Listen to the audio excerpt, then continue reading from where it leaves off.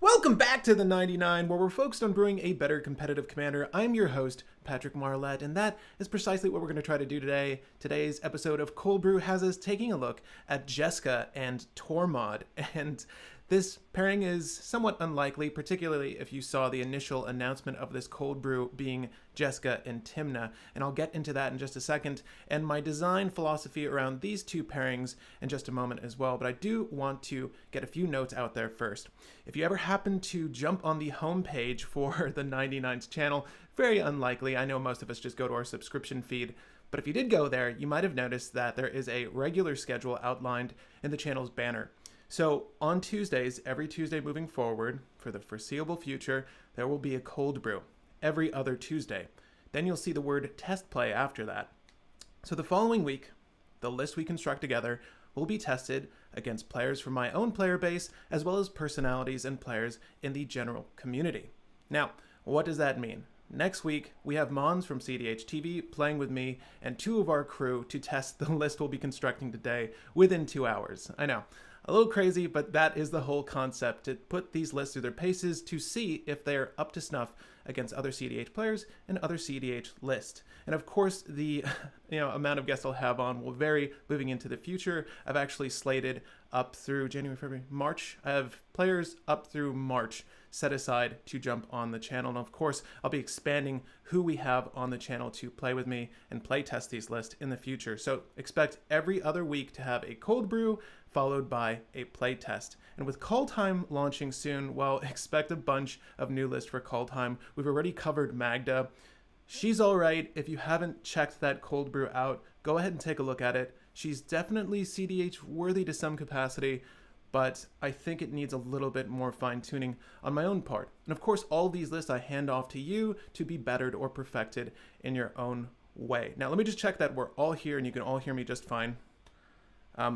Note, I have to use my phone as a secondary monitor, so if I happen to miss any of your comments, please note that I'm going to have to direct my attention off screen to manage those comments. But you all look like you're here. That's excellent.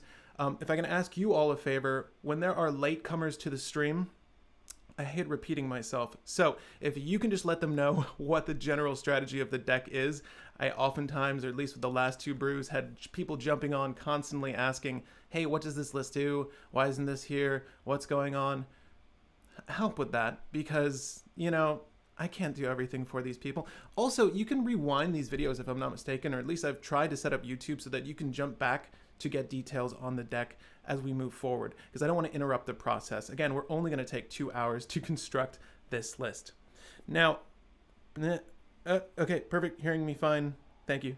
Thank you for joining me. And of course, this is unlike a regularly scheduled video, so there won't be a monthly discussion, nor will there be a shout out at the end of this video. However, I do have an end roll for my Patreon members for helping to produce the content you see here. And on that note, if you want to help with the production, Patreon is the best way to do so. Your pledge there goes a long way into helping this channel. Also, the super chat via YouTube is a great way to help. Or if you want to help indirectly and this list interests you and you're planning on buying it, the best way to help support the channel is via the link in the description through TCG Player. It costs you nothing extra, but goes a long way to helping us.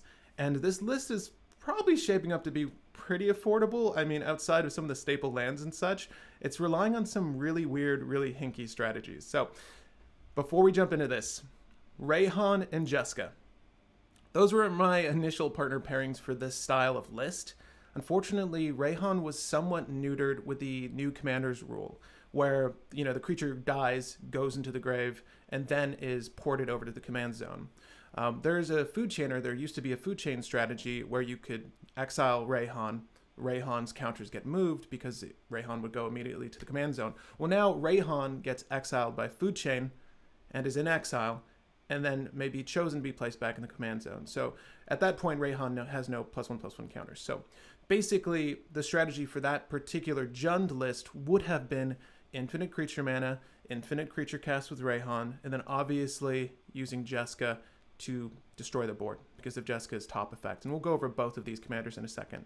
Now, the list, or at least the partner pairing you saw initially, was Jeska Tymna. Why aren't I going with the de facto draw commander in Orzhov? Well, I don't feel like we're missing too much from white. And if you've seen my recent video on the color white, you'll know that we'll probably only be adding, if we did go that route, Silence, Grand Abolisher. That's it. Really those two cards to protect our infinite mana gain strategy. That's all I can really think of off the top of my head. And of course, Tymna, which is arguably the best white card there is. Now, why don't we go with that?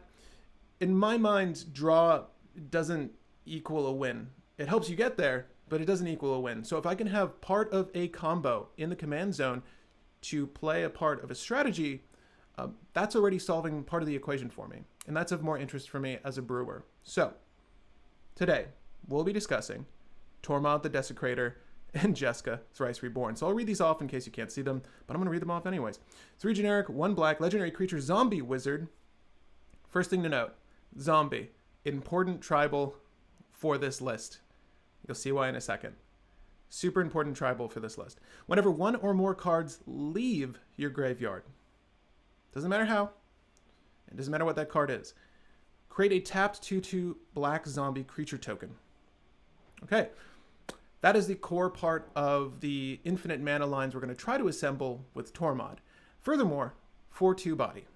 Okay, so 2, a little weak. 4, actually really excellent for us because there's a lot of cards that rely on a creature having 4 or greater strength.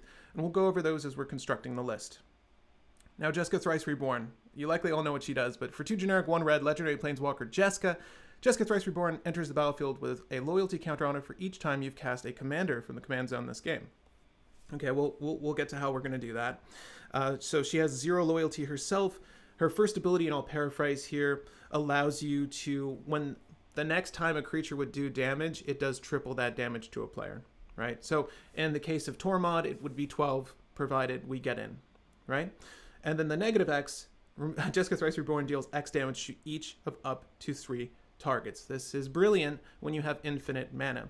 Obviously, they're both partners, and they get to pair to create Rakdos. Now, that's the other part of our title here. You might have noticed I stated Worldgorger combo. Now, I absolutely hate the Worldgorger combo.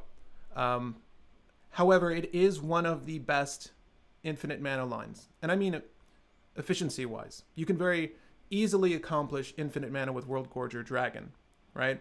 Because it only takes an Entomb and an Animate Aura. So that's 3 CMC. That's very low on the CMC curve to combo ratio. But if you don't know what Worldgorger Dragon does, for 3 generic, triple red, creature nightmare dragon, 7/7 body, flying trample, irrelevant. When Worldgorger Dragon enters the battlefield, exile all other permanents you control. Awful, right?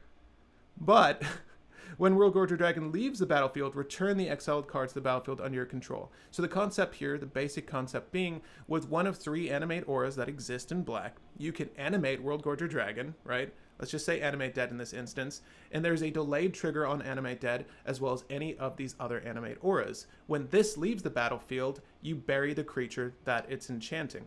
So you can work it out, exile this goes away, you return everything back, you target Worldgorger, and how do we make infinite mana from there? If there happens to be, and it only matters if it's red, a mountain, right? A red source in our land base, then we can tap that red source and infinitely do that.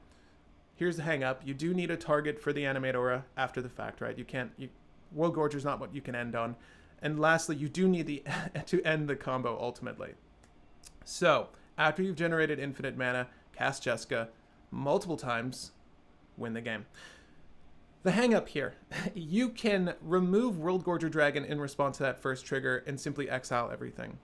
Worst thing to happen to you. If you've ever played Anya Falconwrath, you know exactly what I'm talking about. Worst thing to happen to you. One of its major flaws, really. Despite it being a low CMC combo, it is very damning on the player should you fail. So I'm going to try to steer us away from this, and I'll encourage you to do so as well. If you've ever built a Mardu list or a Rakdos list that relied on Worldgorger Dragon, let's try to look at different strategies for infinite mana, because infinite mana is the name of the game with Jeska. Again, if we have that, we can cast her a billion times and win the game. So that's why these are sideboarded. Despite the title of this video, which I might change, if we have to rely on it, we'll go back to it. But not for now. So I'm going to take you through the core strategy that I've assembled for this, and of course our land base moving forward. Now with all of these cold brews moving forward, for the sake of time, I'm going to go ahead off camera, devise the partner pairing and or just legendary in the command zone, as well as any strategies that we're going to encompass with that partner pairing or legendary. For here, again, it's very obvious, we just want infinite mana. So the best ways we can do that, and I'll just walk down everything we have here. And there's actually a couple. We have Dockside Extortionist, right? We all know what Dockside does. But for one generic, one red creature, goblin, pirate, when Dockside Extortionist enters the battlefield, create X treasure tokens where X is the number of artifacts and enchantments your opponents control. Now, obviously, you need a certain threshold of these, but we should have a lot of low CMC bodies on the field that we can manipulate with Dockside and Cloudstone Curio. And you've likely seen this combo before. If you haven't, basically for 3 generic artifacts, whenever a non-artifact permanent comes into play under your control, you may return another permanent you control that shares a permanent type with it to its owner's hand. Now what's really cool about this, in tandem with Tormod, let's just say that we have some card in our graveyard with Flashback. Provided we don't have a creature to get that initial push going, we can use Dockside, right? Cast Dockside. Don't know Cloudstone Trigger, none of that matters. Create a lot of mana, which I don't know, 6 mana. Let's just say we did 6 mana. That's usually the ballpark average on turn 2 or 3, depending on how quickly your cEDH pod is going. We can use a Flashback card. What are we gonna do? The red one that lets you draw 2 and discard 2. What is that one called? Doesn't matter. Any Flashback card. Basically, when that Flashback card leaves your graveyard, does the thing, you are going to create a token with Tormod. Tormod's token happens to be a zombie. You can bounce Dockside with that to get the ball rolling, right? So you do have that handy utility set aside, and of course, we're going to have other creatures that are permanent that we can do this with. But just bear that in mind, because that's an interesting combo in tandem with Tormod. And Tormod's generally going to hit the field pretty early for this strategy in my mind. Just the fact that you're making zombies is really nice. You can put some damage on the board. But beyond that, we have, and Dockside also works with other combos in the list, but Cloudstone's the big one. We have Gravecrawler. Now, Gravecrawler and Nether Trader are going to operate in a similar fashion, but we're going to use Gravecrawler to make infinite mana, and here's how. Gravecrawler for 1 black, creature, zombie, 2/1 body. Gravecrawler can't block. Okay. You may cast Gravecrawler from your graveyard as long as you control a zombie. Well, what did we just... Tormod. Tormod's a zombie. Tormod's a zombie. Okay, so we can cast it from our graveyard. We entomb it, whatever. What do we do with that? If we happen to have Phyrexian Altar, for 3 generic artifacts, sacrifice a creature, add 1 mana of any color to your mana pool. So, the name of the game here is cast Gravecrawler, right? 1 black. Trigger from Tormod. I've got 2 zombies now. I've got the tapped zombie that he created and the Gravecrawler from my graveyard. I'll sacrifice Gravecrawler, putting it back in the grave, creating a black. I'll do that again. I multiplied my zombies. Oh my god, they're just like little bunnies. They keep popping up. And we can do that infinitely with Gravecrawler and Tormod, produce infinite black mana by sacrificing all of the zombies we've created, and then obviously do the same by, Gravecrawler loop again to create red mana. Once you have infinite black and infinite red, well, Jeska's red, and then you do the thing, right? You can do this by casting Jeska a million times or casting Tormod into Jeska a million times. Pick your flavor. At that point, you should have the game in your pocket. But we can also do the same strategy with Nether Trader. And this is a really cool card I've been wanting to combo with for some time, and finally a list has arisen. Well, it's not there yet, but this list can potentially combo with Nether Trader in much the same way. So whenever another creature is put into your graveyard from play, and I'll just read over the relevant text here. So that creature, another creature, it can be a token as well. And mind you, tokens, when they go to your graveyard or they go to exile, they do exist in that space, and they trigger effects like this. However, as a state-based action, before you ever receive priority, they disappear, right? Because they're tokens. They're non-existent outside of their state on the field. However, when that token goes to the graveyard, you may pay a black. If you do, return Nether Trader from your graveyard to play. So, we are going to go ahead and get Nether Trader out, right? Same thing with Phyrexian Altar. Sacrifice it. when you're putting a token onto the battlefield, and we can use some reanimate spell here as well. So you do the black, you do reanimate, you get another trader, you generate a token with Tormod. You've got the token and you have the nether trader. Sacrifice the nether trader, you have 1 black. Sacrifice the token, you have another black. Okay, so we have 2 black, nether trader has a trigger. Bring nether trader back, right? Oh, and because it left the graveyard, we get another zombie. So we're gonna net 2 black every single time, get infinite black. Same story with Gravecrawler, a little bit more convoluted. However, we can do that same loop after we have infinite black to make infinite red. Right? Okay, so that all makes sense. Now, you might have noticed Underworld Breach down here. There is a line of play for Stitcher Supplier and Phyrexian Altar with Underworld Breach. Now, Underworld Breach is a little trickier in Rakdos alone because there's not a lot of great self-mill. We can use Grinding Station, and we'll talk about that in a second. But Stitcher Supplier for 1 black, creature zombie. When Stitcher Supplier enters the battlefield or dies, put the top 3 cards of your library into your graveyard.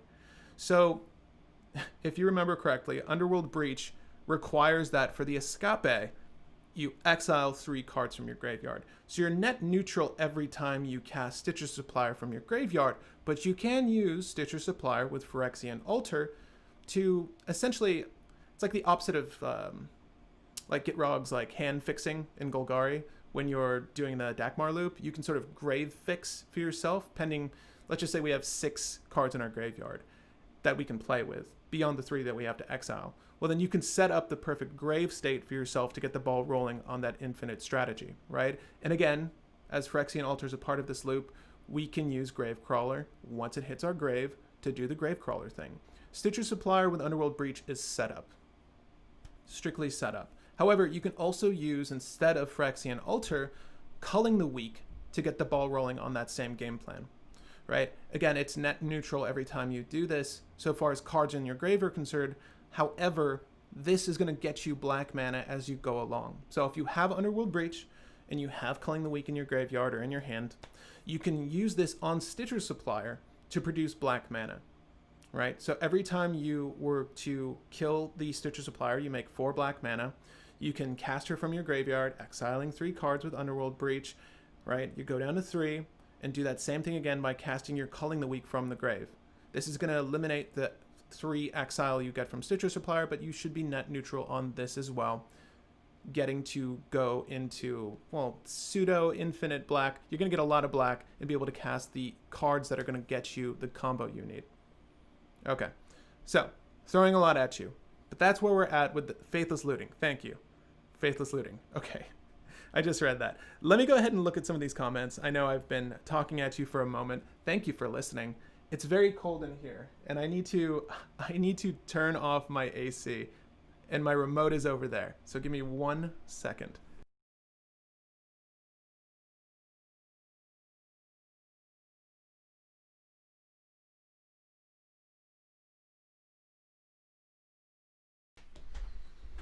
Oh my gosh. Infinitely better. Infinitely better. Okay. I'll let you ruminate on everything we discussed. That's a lot of lines of play to make infinite mana. It's going to be a little difficult to decide which is the best route moving forward. However, we have Nether Trader Gravecrawler Phyrexian Altar, we have Dockside Cloudstone, we have Underworld Breach Stitcher Supplier, and potentially we could do Underworld Breach Grinding Station. I'll explain Grinding Station after this. So if you don't know what Grinding Station is, I'll look it up.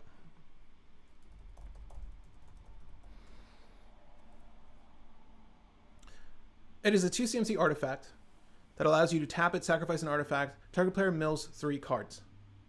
Whenever an artifact enters the battlefield, you may untap Grinding Station. Okay, so if we have a 0 CMC rock, right, we can cast that from our graveyard for free and exile 3 cards. Grinding Station untaps if it isn't already untapped.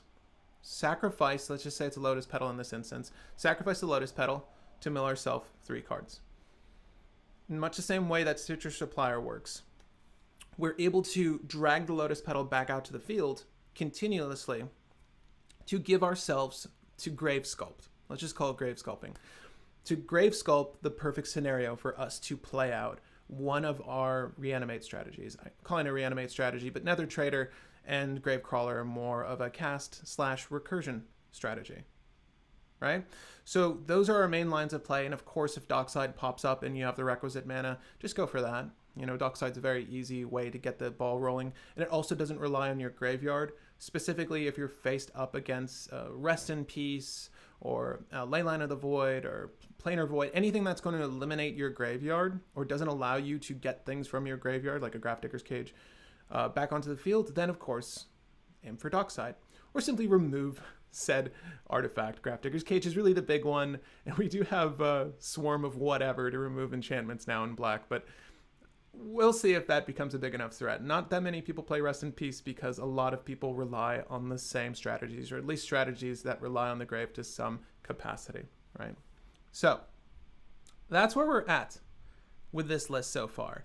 And so far as our land base is concerned, you might have noticed that I've got 2 MDFCs in here. Shatterskull Smashing is brilliant. It's good removal for anything that might be on the board. I love this card. Generally speaking, I'll have it bolt myself if I need the mana, but it can come into play tapped just as easily as Valakut Awakening. And Valakut Awakening is also great for this list just to get... We'll see if there's better Entomb targets for ourselves moving forward. However, Valakut Awakening lets you put those back in the list, as well as refresh your hand at instant speed. So this may or may not stay in the deck, but it is a good MDFC to work with. I try to keep my land base at 30 every time I construct a list and go up or down from there, pending the nature of the deck.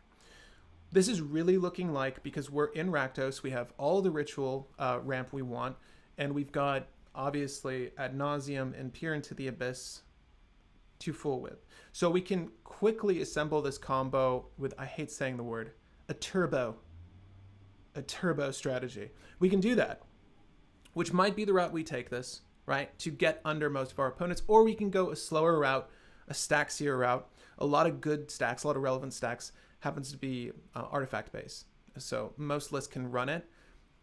I don't want to neuter this game plan though. Obviously something like a Tax or a Trinisphere is going to really muck up Gravecrawler loops, right? So I do think that the appropriate route will be doing the Adnos thing and quickly, and we have the tutors for that. So we'll see if we can get there. Lastly, our land base is pretty self-explanatory. We've got all the fetch lands, or at least I think I have all the fetch lands here. Ancient Tomb, Badlands, all our dual lands, all our shock lands. The only interesting ones I'll state are the Threshold lands. The Threshold lands in Rakdos are arguably the best.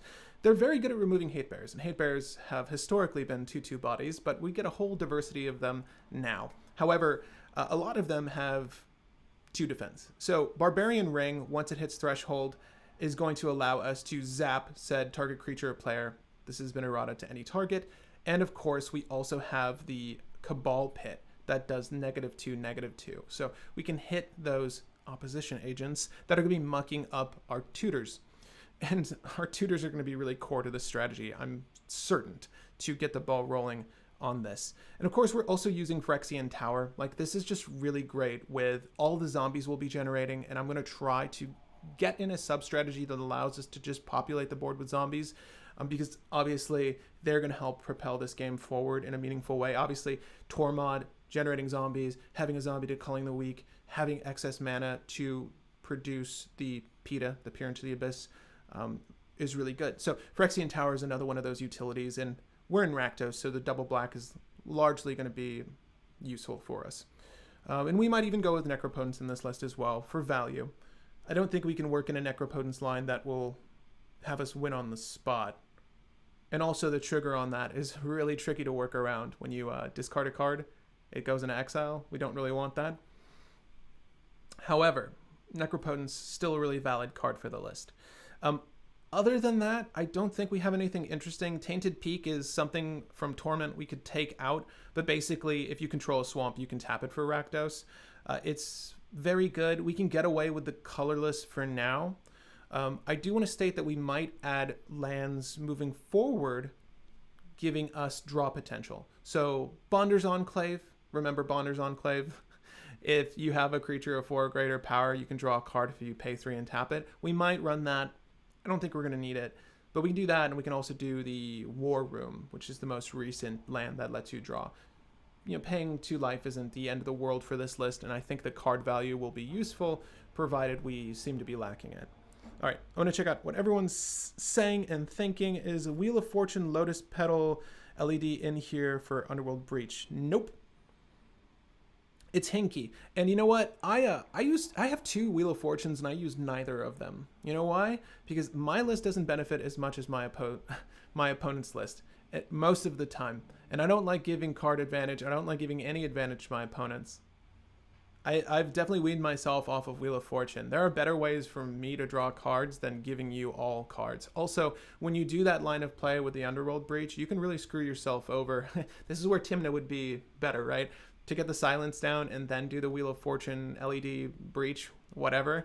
Because then you can mill yourself into some sort of solution and or just mill everyone and win that way if you've got some fun way to do that. You can do that instead without any sort of hiccups happening because they can't cast spells. I don't like doing that in Rakdos, nor do I like doing that in mono red. Like, you can consistently do that in mono red. Don't play for strategies that are suboptimal in a deck if you have better strategies, nor give your opponents advantage. Take that to heart. Okay. Tormod is the combo being 4. Would you maybe consider Cavern of Souls? Tormod is only important in the combo line when it's assembled. It's kind of, you're really broadcasting this one. I have to say, like, if I were to play Tormod out early, I think the biggest threat that people might perceive is me dropping Jeska and making Tormod do 12 damage to one opponent. And obviously we can work in a sub strategy where Tormod is doing 7 damage, right? There's Tamir Battle Cry. There's the one that gives double strike and then it has Ferocious. We're going to look over some sub strategies we can work in here if we want, some one-offs to knock out opponents, but essentially giving Tormod double strike would really mess someone's day, because then it's, you know, it's doing essentially 8 damage multiplied by 3. You get where we're going here. Tormod will likely not be the target of a counter for 2 reasons. Countering creatures is not generally the best route to go unless that creature's Thoughts as Oracle, because that generally wins on the spot, but also you're usually saving your countermeasures for cards that are better than creatures, because there are so many answers to creatures. Cavern of Souls, I've already done an overrated video on that card. It's pretty useless. And I had 3 copies of that card and I sold all of them, so I'm likely not going to be using it here, despite Tormod's utility for this list. And if you just drop it early without, you know, the Phyrexian Altar or any sort of combo piece online, who's going to give a shit that you have a 4/2 body that makes tokens, tapped tokens? Tamir Battle Rage, that is it. Thank you. Raking Claws, you cycle and you don't need. Yeah, so we can definitely work in a double strike one-off plan. I don't know if filling our list with cards like that is useful, but I do like Raking Claws because of the cycling. You can discard it provided that's not something you want to go for. And obviously, because the list is working on infinite mana, we can dilly-dally by casting our commanders frequently. You know what I mean? Like, we're going to try to assemble infinite mana anyways. Tormod's the body that matters. However, because of the 4 strength, we get to use other redirects, such as Bolt Bend, right? Bolt Bend's fantastic. I'm pretty sure I talked about it in Hidden Gems Red, but if you have a creature of 4 greater power, it costs 3 less to make it 1 red mana. And likely, when we're trying to go for the combo, Tormod's going to be on the field. So we do have Bolt Bend active on the important turn. So I'm going to go ahead and start us off by looking at utilities for this list that can help us get the ball rolling. And arguably the first things we should probably include here are tutors, right? So we can just add that now. If you want to list them off, you can, but Demonic Tutor, kind of a big one. Imperial Seal, also a big one. We'll also do Entomb, right? Entomb for obvious reasons. And Wishclaw Talisman is up there on my list of toots. Vampiric Tutor. These are all very easy. We can get some of the easy ones out of the way just to get the ball rolling on the strategy, and then we can look into any sort of sub-strategies that we can include into the list. Did I forget any meaningful ones? I probably did. We want Gamble, right? We're using Underworld Breach, so we can get away with it. Let me see here. So even if you discard a combo piece, you can cast from your grave anyways. Yeah. Diabolic Intent is good because Diabolic hopefully will be generating tokens, like a lot of tokens. And we'll be able to use Diabolic Intent on a tapped zombie. I really tried to wrap my mind around a way to simply, and we can look at it together, but a way to return from grave to hand. I think I even put like Witch's Cottage in here. So return from grave to hand a card from our grave to generate tokens, and to see if there wasn't a way to manipulate that with the Phyrexian Altar or Carnival of Souls or something that's going to produce black mana for us to get the infinite mana going that way. There's really not a strategy that I could see or devise that allowed us to return something from our graveyard repeatedly to generate those tokens. We can look at that, but that's a sub strategy that I would really love to see in Tormod because of the nature of Tormod's ability. Like any card leaving my graveyard, that's amazing. Even if I used an exile card to exile my own thing that was irrelevant at that time, to make a zombie, to get a trigger, to have for Diabolic Intent, that would be amazing. I'm just not seeing them. So let's try to find the search terms to see if we can't get that going. We'll likely, come up short, but we'll see. Scheming Symmetry is So yeah, Anarchist is fine. Anarchist is fine. I don't think that... So here's what we could do. Okay, here's what we can do to generate infinite zombies and infinite mana if you're talking about Anarchist. And I'll look that up really quick. I think we're going to hold off. By the way, I see Scheming Symmetry. I think we're going to hold off on Scheming Symmetry. It's not one of my favorites. But Anarchist is interesting. So this is like a really bad Eternal Witness. When Anarchist enters the battlefield, you may return target sorcery card from your graveyard to your hand. So there is a strategy. If we decide to put Dualcaster Mage, Twin Flame, Heat Shimmer, that thing in the deck, then we have this enabled. But if you have Dockside Extortionist, Twin Flame, and Anarchist, I mean, so this already negates the need for the zombies. Provided you make 6 treasures with Twin Flame, right, off of Dockside Extortionist and Anarchist. If you don't see where I'm going with this, well then, you're going to cast Twin Flame with Strive to target 2 creatures. Those creatures are going to be Anarchist and Dockside Extortionist. When you do so, Dockside will enter, creating 6 treasures, right? That's the requisite, alongside our Anarchist. And Anarchist reads, as we just read, retrieve a sorcery, put it into your hand. Now we get infinite hasty tokens beyond the fact that we get infinite mana and infinite, because of the Twin Flame leaving our graveyard, if Tormod's out, infinite zombies. We've infinitely beaten the game. I don't know if we're going to do that. That is the one loop that immediately comes to mind when I think of Anarchist. But I don't think it's worth playing for. Despite the fact that I have a sick Odyssey foil of Anarchist, I don't think I'm going to play for that. At any rate, so we have some tutors. So Tortured Existence, that's the one, RJ Johnson, that I looked at. We can pull that up. It's like, it's the closest thing. It's the closest thing I can think of to working for us, and it's just a sick-ass card. It's just, is this not a cool-looking card? Don't you want this to work in this strategy? Tortured Existence. For 1 black, enchantment, 1 black, discard a creature card, return target creature card from your graveyard to your hand, and in doing so, if Tormod happens to be out, you generate a body.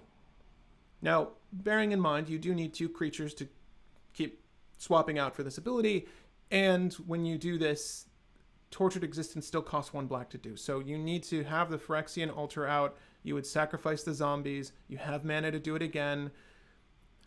All this is really doing is Gravestorm. All this is really doing is setting up for Bitter Ordeal, right? So if we do that, if we do Tortured Existence, 2 creatures, make infinite zombies, again, you do need Phyrexian Altar, so I feel like leaning towards this isn't a great idea, but it is an idea. You can use Bitter Ordeal for a win. Search target player's library for a card and exile it. That player shuffles their library, Gravestorm. So Gravestorm is essentially Storm, but for permanents being put into your grave. It doesn't matter from where. So I can use Tortured Existence to keep dropping, you know, those 2 same creatures into my graveyard to storm off, right? That's a thing we can do. I don't know if that's worth it. Yeah, you tell me. But that is the thing we can do, right? Let me see here. Plus Putrid Imp. I don't see how that works necessarily. You want to do... yeah. Surgical Extraction. Okay, so Surgical Extraction. Is that... I think I know what this does, but it's not going to... well, we'll look at it. Choose target card in graveyard, and then basically search its owner's library. And no, don't need that. Okay, so we're going to go ahead with our tutor set aside. We're just going to add some rituals. So Dark Ritual, that's a good one. I don't know how many of the red ones we need. I don't know how many of these red ones we're going to need for this. Because a lot of the cards are going to rely on generic mana or black mana. Right? So we have Culling the Weak, we have Cabal Ritual, we have Dark Ritual.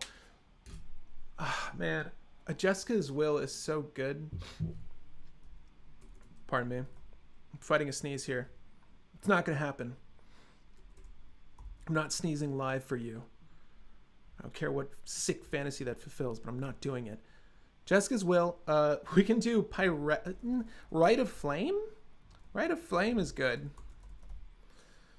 I'm going to hold off there with the red rituals. I don't feel like we have very many red cards to be proactively playing for.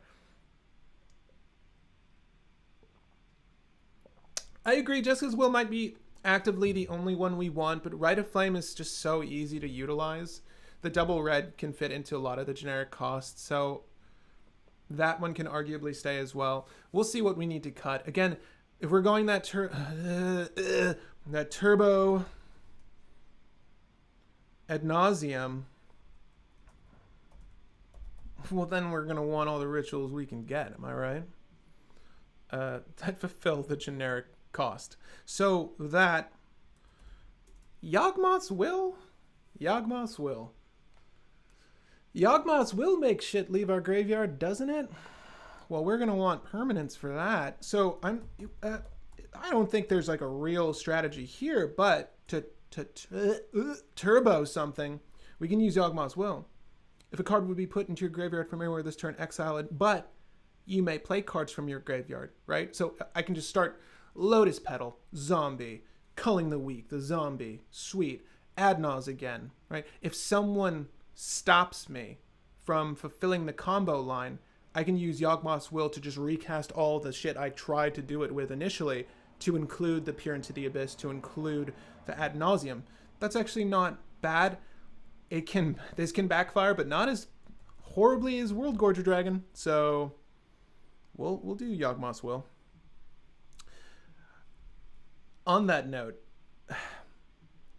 if you do Yawgmoth's Will, you need to strictly rely on Dockside Cloudstone, okay? Don't think about putting anything into your grave this turn. So if Gravecrawler still happens to be in your graveyard, leave it, okay? Simian is good. Simian Spirit Guide is good, yeah. Yeah, Simian Spirit Guide is good. To be honest, I kind of like Simian Spirit Guide because it's body more than anything, right? Because I actually imagine this list being predominantly instants or sorceries or non-permanents in general. Because if I can... Well, I need a certain threshold of things in my grave just to do the Underworld Breach thing. But also, with cards like Finale of Promise, or anything that's going to let me manipulate cards in my grave, then I'm able to incorporate that into zombie token creation. It seems petty, but I think that is going to be a large part of the strategy, is just having bodies to do all these sacrifice, cards we're looking at. So I stopped at Yawgmoth's Will. All we're doing now, again, is placing ritual mana, and I think we can just go for our fast mana suite as well. That seems fairly easy. So Mox Diamond, probably add more lands. Chrome Mox, we'll see how we feel about that later. Lotus Petal is so good with our Yawgmoth's Will. Are we going to use Jeweled Lotus? Yeah, you know the answer to that. Obviously, we need Soul Ring. Or maybe that's not obvious. We need Soul Ring, okay? And the granddaddy of them all, Mana Crypt. Do I like Mana Vault here? Yes, I like Mana Vault here. Now, mind you, the strategy only needs so much generic mana to get going. We can look into adding the... What is the talisman for red? I don't... Okay, we're going to add Arcane Signet, and we'll also add the Conviction? Talisman of... Can someone say it for me? Talisman of... Is it Conviction? Indulgence. Damn it. Talisman of Indulgence. How could I forget? I usually don't use these talismans, but, you know, when you're trying to fast-track some sort of game plan, then you kind of need it. Very Macabre is cute. You know what? Thank you, Indulgence. Dominance. Yeah, Goblin with hats. You and I, both wrong. That's okay, though. We'll get the Rakdos talisman one day.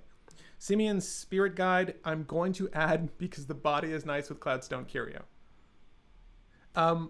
Desecrated Tomb for Tormod ×2. Holy crap, you're right. But it's excessive. If we did do Tortured Existence, though, the 2 bodies would mean we generate infinite black. No, I'm not feeling it either. But that's where we are. So let me go ahead and save that out. Obviously, we're probably going to add more rocks than that. Did I miss any? I probably did. I don't want to say Mox Opal. I don't know where we're going to rest with artifacts quite yet. And just for the sake of the argument, I brought it up earlier, but let's put Grinding Station in, because Grinding Station with Underworld Breach is really good for grave sculpting. It's the latest thing, 2021, grave sculpting. So we're going to add that. Let's just see where the deck lies now. So I just want to look at the numbers of types of cards we have. Also, I want to get us set up to start researching 4 or greater. And with this suite of 4 or greater power, and if I'm not mistaken, this is ferocious, in some instances of formidable, right? Care about creature power. Again, Tormod is a priority here. We're going to put Tormod down soon. We're going to put him down fast. Some might even say turbo fast. Ugh. Such a dirty word. Such a dirty, dirty, solitary, sad, lonely word.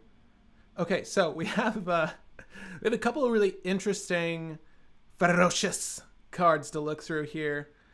However, this is the big one in my mind. Talk about a little side strategy. Give this boy double strike and give him trample. Jeska. Now, mind you, the damage needs to be dealt to the player to be tripled, and to be thriced. I don't think you can thrice a creature. Pretty sure you can. But I mean, you know, Tormod's pretty beefy anyways. So, but deals combat damage to one of your opponents. Yeah. So so you can't thrice a creature. However, Tamir Battle Rage is pretty sick in my book. The one I'm really interested in, just looking through the list here, at the beginning of combat, no, we can't manipulate this multiple times, sadly. If we could use this like a Nether Trader, that would be amazing. But for greater power, you may pay 1 red. It'll only trigger once at the beginning of combat, unless we have an infinite combat strategy, which I don't think we're going to do. I mean, I could be wrong, but I don't think we're going to do that. Bolt Bend, this one. Nothing's more backbreaking than when Ralzeric is on you. Oddly sexual. I'm sorry. I didn't mean that. Bolt Bend. We're going to put Bolt Bend as well as Deadly Rollick and Deflecting Swat, because those are just gas. I'm not trying to look at the interaction suite here, but I am trying to look at the 4 or greater power suite, and Bolt Bend is top of that list for me. We could just, you know what? We're going to put in a Ricochet Trap. We're going to put in Deflecting Swat. This is helping us narrow down what the deck is going to look like. Deadly Rollick. Because shit for free is so much better than when you have to pay for it. Or next to nearly. You know what I mean? Don't we appreciate free stuff? What did everyone get for Christmas? Happy New Year's! Happy New Year's. If I didn't say it to you already, if you're not on the Discord, Happy New Year's. Also, did anyone get anything cool for Christmas? Let me know in the comment section down below. I got 2 boxes of Commander Legends. Not a thing in them, but I got 2 boxes of them. I did get a mana drain that I traded someone for a meal in a gilded Tana, whatever they're calling it. The foily Tana from Commander Legends. I did do that, so at least there was that. Okay, so whenever you cast a creature's 4 greater power, gain control of all creatures, untap them. Nah. Okay, so nothing else really is appealing to me here, except for Tamir Battle Rage. I'm gonna throw that in. Come on. If you just surprise, wham, boom, bam, knock someone out with Tamir Battle Rage, you're the coolest guy at the table, in my book. I want to do that. What did Tormod need? Trample. Trample and double strike. I don't know if that's really a playable strategy, but it's low enough to do. Maybe we add the Pyretic Ritual. Maybe we add the... I think we're... Okay. We're going to add the Pyretic, and not for Tamir Battle Rage, but we're going to add the Pyretic Ritual and the Desperate Ritual for the sole fact that we're turboing.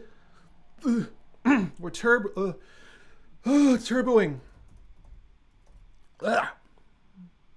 We're trying to, you know, gotta have them. Seething Song. Damn, do I like the Seething Song art with the dragon? Jeska's Will, man. Jeska's Will is always gonna take my heart. Yeah, we can add card draw functions in a second. However, looking into this return to hand, flashback, retrace, jumpstart, I want good utilities that are repeatable, that remove shit from my grave. Dredge? Is there a dredge line?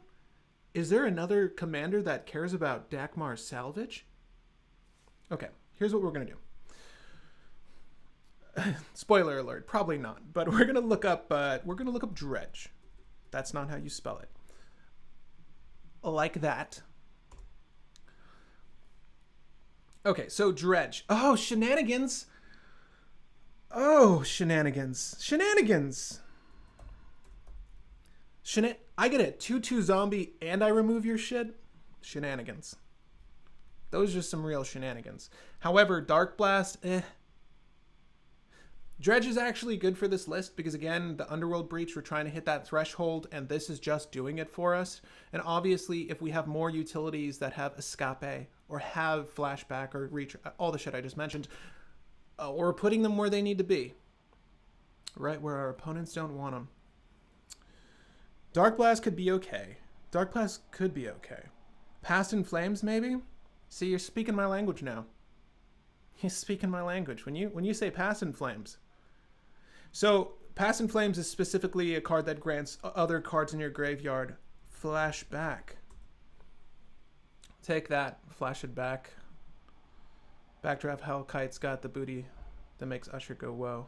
Coffin Purge is pretty sick. So okay, so not a lot of people like the strategy of exiling shit from other people's graveyards anymore. I mean, Bajuka Bog, what's that card? Scavenge Grounds, what's that card?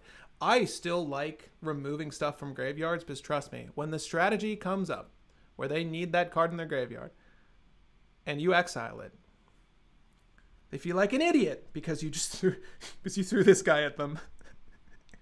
Plus, if I get to rock an Odyssey Foil Coffin Purge with that guy on it, it's worth it. I think it's worth it. I'm gonna put Coffin Purge in. Cling to Dust is gas. Thank you for, you know what? Here, yes, yes. Cling to Dust. Thank you. Nizik's Mastery is a little pricey. You might want to drop the Seething Song. But again, we're trying to storm. I'm not going to say that T word, but we are trying to storm into a win. So Nizik's Mastery is a potential storm threat. We've got the Yagi Will. We've got the Past in Flames. We've got the Past in Flames. We've got the Finale of Promise, which we can look at in a second. But we're going to look at the rest of these flashback cards. Again, we're just looking for utilities that the Tormod. Cabal Therapy, do we ever want to use this here? Probably not. Faithless Looting. Oh my god, we talked about this earlier. How I didn't remember the name. Faithless Looting. We're going to use Faithless Looting. I won a game with my Rograk Timno list off of a turn 1 Jeska's Will, and I was forced to faithlessly loot twice, casting it once, flashing it back to get Luca Coppercoat Outcast to wham bam thank you ma'am my Rograk and Desire of Insanity. Don't underestimate, what I'm getting at is don't underestimate Faithless Looting. Even if you have to spend 4 mana on it, it will get you there. That felt great. So, turn 1, mind you. So, Firebolt, never going to use. Reckless Charge, we don't need haste. Although the 3... Hold up. Did we just find another Tamir Battle Rage? Probably not. Oh, man. Well, isn't there better art? I think there is. There's like Odyssey art. Yeah, and you know I have this art too. Okay. Humor me. Humor me. Tormod's a stocky boy. He's been eating his Campbells. He's ready to get in there and wreck face. And 4 plus 3 class equals 7. So that's the magic number with the Trice Girl. Unfortunately, it says haste and not trample. We'll get over that hump when we get there. I'll use Reckless Charge, though, for now. Okay. I wish that we need to find the utility that lets us just manually remove things from our graveyard at ease. You know, with ease, rather. At ease, but with ease. Once we find that, I think that's really the utility we're looking for. And obviously, if it has some sort of beneficial effect, that's even better. Finale of Promise is in. Cling to Dust is in.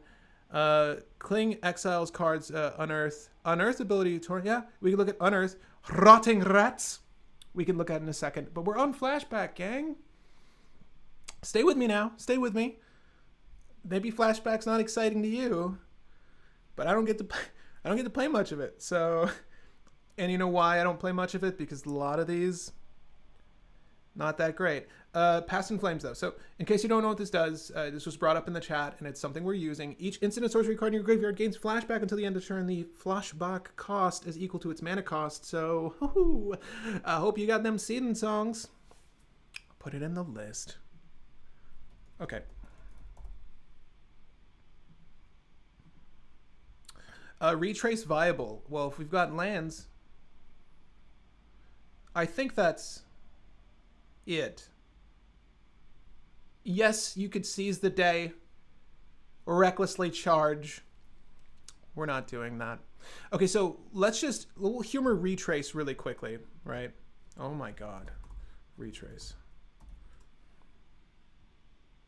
Flame Jab. Nah. Raven's Crime. Reality Scramble's cute, but not really effective here. Target player loses 2 life, you gain 2 life. No. Isn't that White's thing? I'm just kidding. White doesn't really have a thing. Throes of Chaos. Cascade and Retrace. Now, mind you, our strategy relies on Cloudstone Curio, which is 3 CMC, or Phyrexian Altar, which is 3 CMC. The odds of us hitting that are slim, but we can Cascade into the solution, right? I know. Don't we want to use Throes of Chaos at least one deck? Well, damn. I don't... You know what? Here. Sure.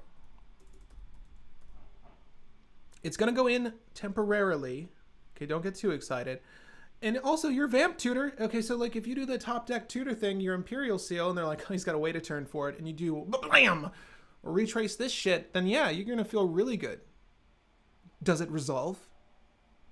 Probably not. There's going to be a bunch of blue decks, but you're going to try, okay? So Throes of Chaos is in. Jump Start. I think this is hyphenated. I don't remember. We're going to do Jump Start. This is a new keyword that also like retraces. I think you have to discard a land Discarding a card. Okay, so maximum velocity is not nearly enough velocity for us. This is too expensive. Risk factor is... Nope. And gravity punch. If it wasn't for CMC, that would be kind of dope. Now, we can look into things that enhance our damage, like double our damage, but that's, again, a very, very one-off strategy. So we've done Retrace, we've done Flashback, we've done Jumpstart, we've done Dredge. What do we need? Escape. We got the king of Escape in our deck, and I'm not even looking it up. Escape Start. That's the one we're looking up. Okay, so we've got Escape Velocity this time. No-go. We've got Cling to Dust in the list already. Yes. Satyr's Cunning.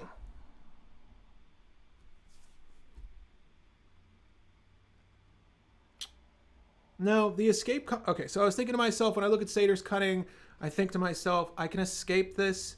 I can make a zombie. I have a satyr and a zombie. I can Altar of Dementia.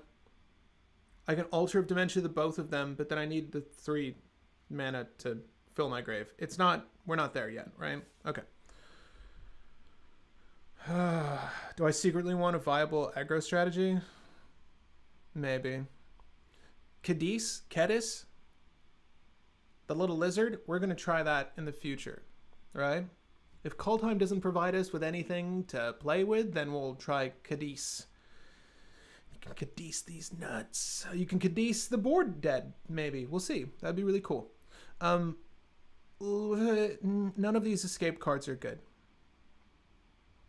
I think we got the main ones with Underworld Breach and Cling to Dust here. Hit me up. Did I miss anything that lets you recur things from a grave? Go.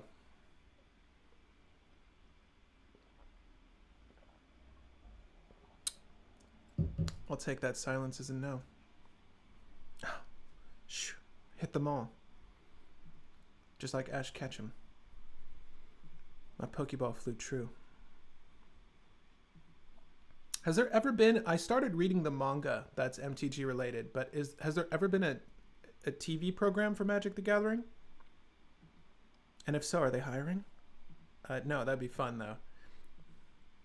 Okay, so... we've got 81 cards. Wow. Wowie, wow. Delve. Yeah, Delve is good. Delve gets the trigger, right? But it is one or more times. We can look at Delve. I think a lot of the Delve cards are extremely... I mean, obviously, they have a high CMC, right? And mind you, we're trying to ad nauseum. Oh, God. Well, none of these so far. Okay. Now, you lost me with Empty the Pits, I think. But Delve is doing the thing, though. You are right. You are right. Delve does the thing. Okay, so let's jump back out of here. And the next thing we want to look at is return to hand. Graveyard. Trying to think of how it's normally phrased or worded. So put top of library. Return to hand. We're going to try to look up terms that return graveyard. How about that? Just that. Return graveyard. Let's just see what we hit.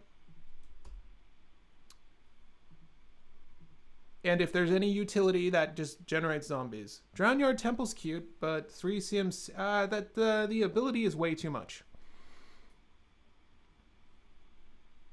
Do we want... Oh, man. Rain of Filth. If we're trying to... if we're trying to talk... Turbo. Rain of Filth. Hurts every time. Okay, so got that. Oh, Bag of Holding. How about them apples? Or dragons and horns and bows and pikes and an octopus. That's a lot of stuff in that bag. Whenever you discard a card, exile that card from your graveyard. Auto token. Sorry if that was loud, but not really. Wake up, Bag of Holding. Is Bag of Holding a weird one? I don't know yet, but I like it. So we've got the bag. It's holding stuff. Sacrifice of food. Is there a food token sub-strategy to Tormod and Jeska? I don't know. Conjurer's Bauble. Now, I'm going to sidetrack here for a second. Conjurer's Bob.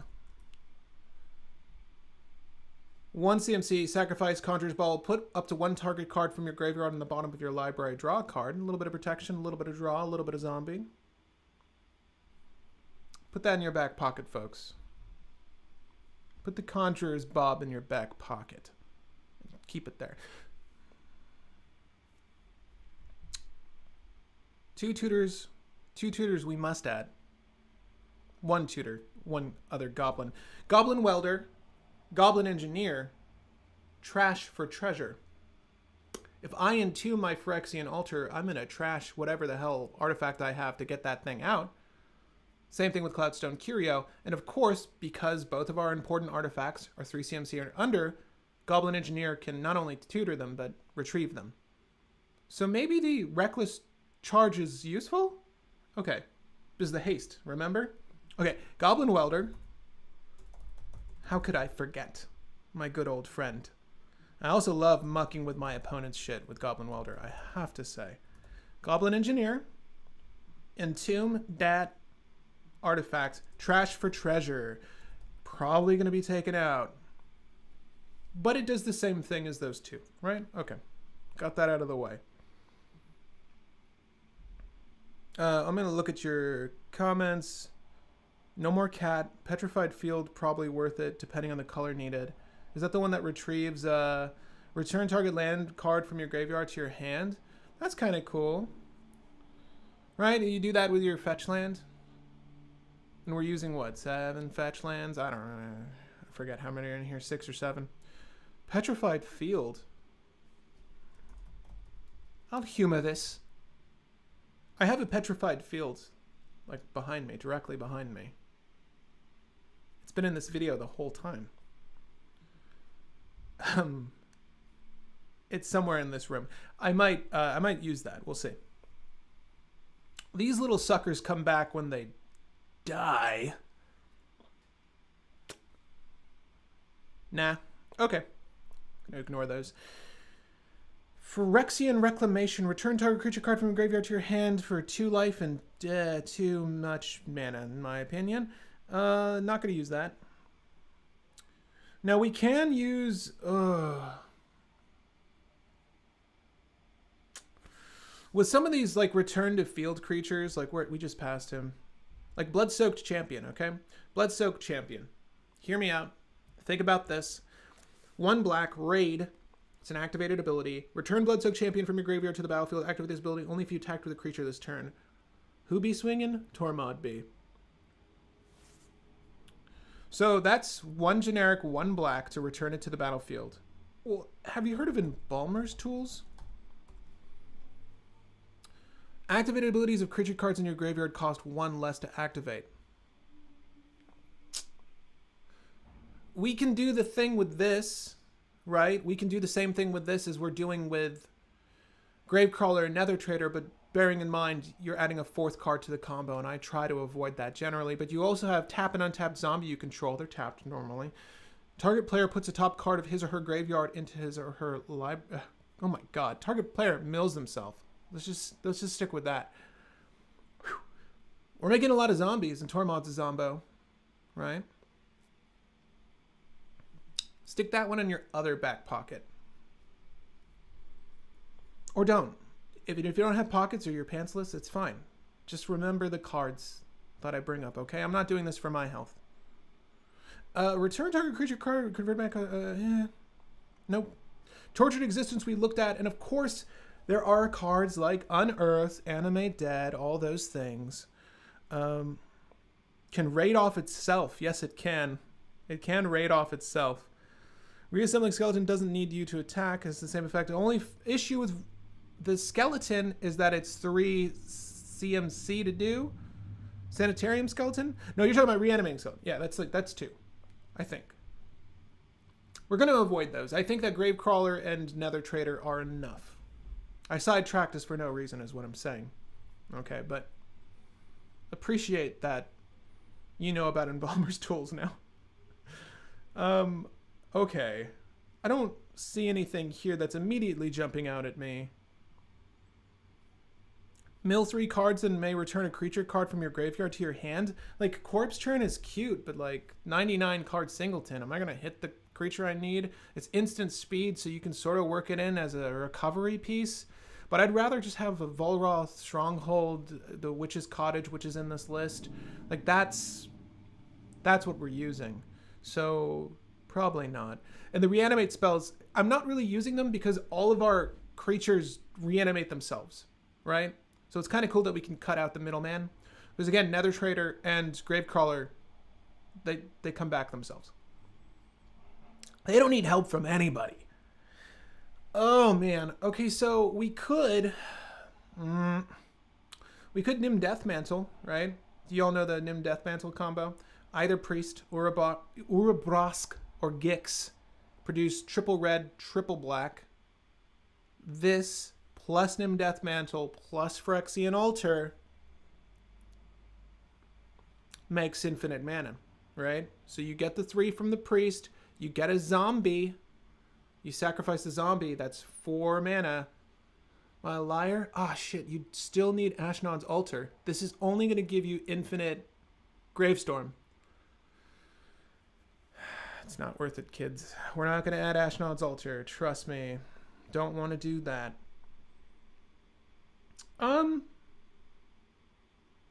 No. There is a... credit. Wait. Okay. Is this the one? No, wait. I thought there was another card that was actually functionally useful. At the beginning of your upkeep, if you have 4 or more creature cards in your graveyard, you may return a card from your graveyard, target creature card from your graveyard to your hand. That's a zombie generator, but at the beginning of your, if you, no, okay. Never mind. Sorry. Very, very hardcore sidetrack there. In Shred Memory, a good transmute, yada, yada. Yeah, Shred Memory is good. I like Shred Memory a lot. Another card I have in this room. We'll add it. We'll add it. I mean, the transmute's good, and Lord knows we're not using Grim Tutor, so that's strictly mono black tech, okay? Tutors are good. You don't need it that desperately. I'm not sure how much else we're gonna claim fame. Claim fame because claim gives you the claim has aftermath. Son of a gun.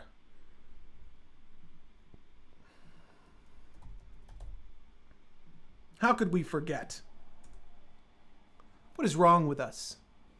Aftermath.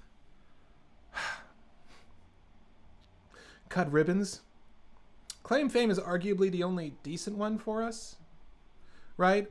Claim fame, return target creature card with a converted mana cost of 2 or less from your graveyard to the battlefield. That is Dockside Extortionist. Gravecrawler does it itself, but whatever. Nether Trader does it itself, but whether. But Nether Trader does need the initial pop to get the zombie going.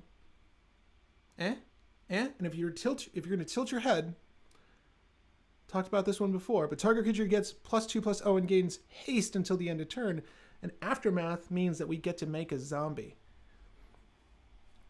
If it was only 3 would be the perfect number for our Tormod, but that's okay. That's okay. Claim fame, there's maybe an argument for, but also, mind you, we've got insult, injury. Damage can't be prevented this turn. If a source you control would deal damage this turn, it deals double that damage. Double, triple? I don't even know how to work out that math, but I think someone's dead. Yeah, someone's probably dead. Insult injury is not bad, but again, it's 6 CMC total, so our Adnos package is looking kind of hampered. We're going to do claim fame, though. Claim your goblin. Yeah, claim that, welder. Let the table know. Lich's Mastery. Now that you mentioned Gravestorm, how about Bitter Ordeal? Yeah, it is the key Gravestorm card. We're trying to win with Jeska. folk, if you're just tuning in, we're just trying to have an honest game of Magic, make infinite mana, and drop Jeska Thrice Reborn and win the game, okay? That's what we're trying to do here. And if we can't do that, then I don't want to settle for anything else. All right, I got a combo piece in the command zone, and I got a Jeska on the other hand, and Jeska is our outlet. So we're going to try to play for her if possible. Citrus Supplier is in. We talked about this. I'm just kidding. You're fine. A Dreadhorde Arcanist. 1 mana spells. Well, let's look at the threshold of spells. We got a shit. Oh, wow. We are not competitive at all, apparently. It's not looking good. Well, we're missing some cards. Maybe that's it. You know what? Screw you, tapped out. Not competitive. I'll show you competitive. Dreadhorde Arcanist. I'll pop that up on the screen now so we can all see it. Dreadhorde Arcanist. And there might be some other cool Dreadhorde cards. Let's see. Other than Nahab. Probably going to avoid Nahab here. Despite my love of Nahab. Oh my god, we can claim fame this boy. Or girl, I don't know. Whenever Dreadhorde Arcanist attacks, you may cast target instant or sorcery card with converted mana cost of 1 or less. Cost less than or equal to Dreadhorde Arcanist power from your graveyard without paying its mana cost. Oh my god. If that card would be put into your graveyard this turn, exile it instead. Zombie Generator. Is it worth it? Let me work it. Let's put it down. Let's put it down. Because we need more creatures to trigger the Cloudstone to do the thing. Let's put it down. I like it. Thank you for the suggestion. It's like we're building a deck together. Cold Brew. The Curve? Sir, I don't talk about that with strangers. Unearth? Yeah, sure. How about Unearth? Because the cycle, you never know. Robber of the Rich. Oh, how about, not to discredit your suggestion, the girl, the pirate that enters and exiles. I play her in so many lists. Oh my god. Name that card. Exiles a card from target player's graveyard. You may cast it that turn by spending mana of any color. It gets exiled, but it's put back into the graveyard. What is that card called? It's fun. You get trivia. You get to deck build with me. Robber of the Rich. Okay, so the pirate. The pirate. But what's her name? Whenever Robber of the Rich attacks, if defending player has more cards in hand than you, likely the story, exile the top card of your library. During any turn you attacked with a rogue, you may cast that card and you may spend mana as though it were mana of any color to cast that spell. So this is like impulse. This is a nice impulse draw effect, right? Yes! Thank you!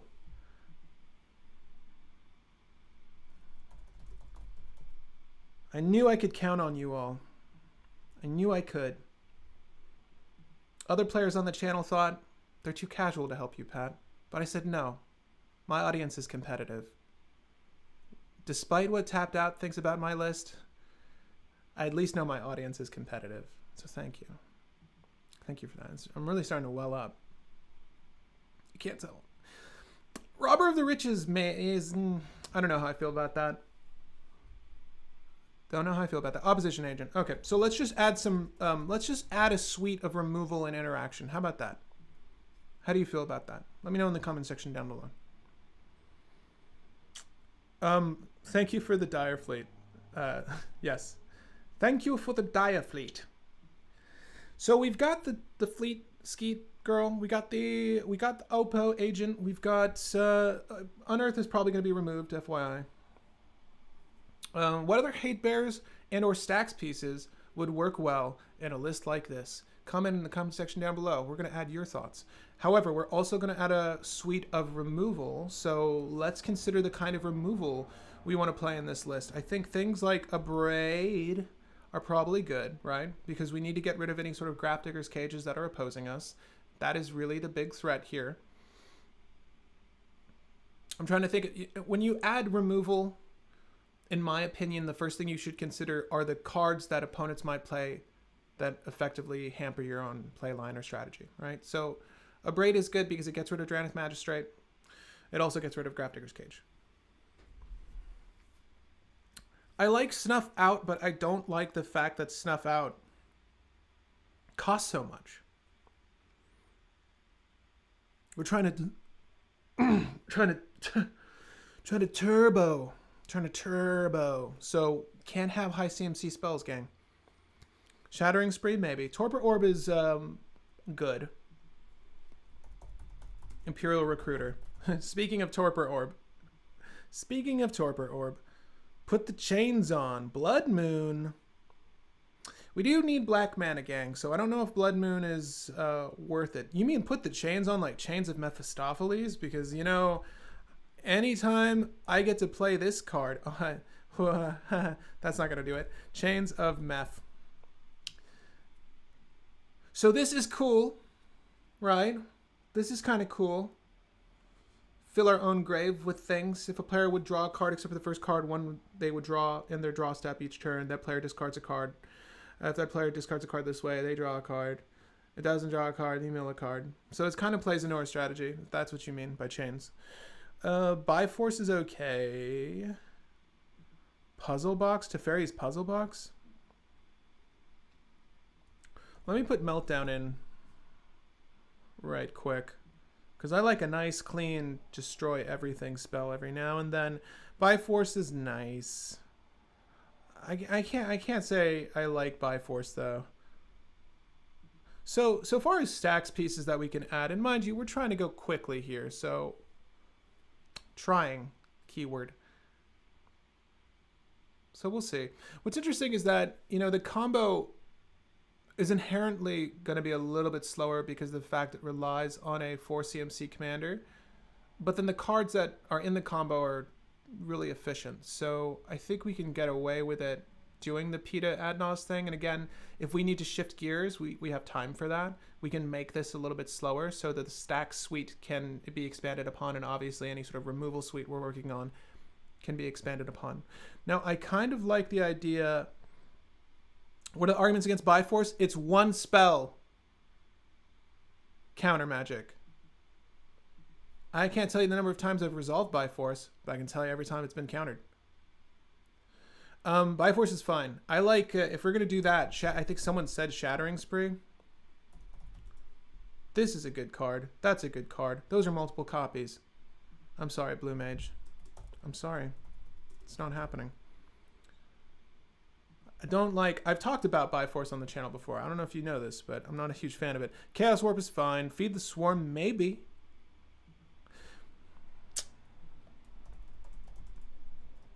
What's the other target? A creature? Oh. Feed the Swarm. Let's feed him. I put Meltdown in. Defense Grid. I mean Defense Grid.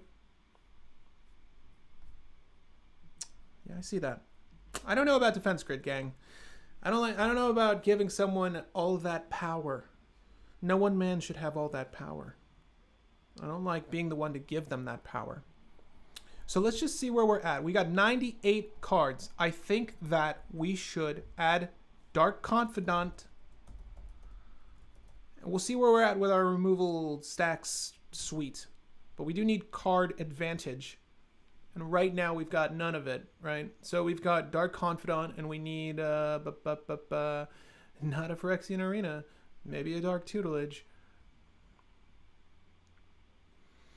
What is good, wholesome card draw that we can use? We've got card quality with Faithless Looting, right? That's not really giving you card advantage. It's sort of just shifting shit around in your hand. And, well, that's only so useful.